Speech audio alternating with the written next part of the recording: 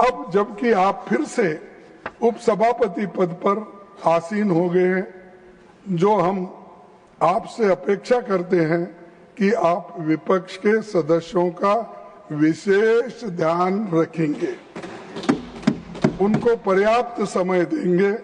हमें आपसे किसी विशेष तवज्जो की अपेक्षा नहीं है, पर हम ये उम्मीद करते हैं कि विपक्ष को आप उचित महत्व जरूर देंगे, क्योंकि आप ये तीसरा टर्म है, आपका अनुभव ज्यादा हुआ है। नेचुरली डेमोक्रेसी को जिंदा रखने के लिए अपोजिशन को जितना महत्व देना चाहिए आप देंगे, मैं ऐसा निवेदन करता हूं।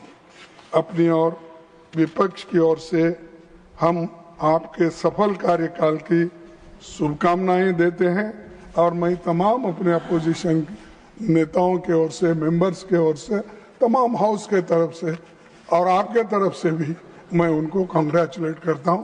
Thank you very much.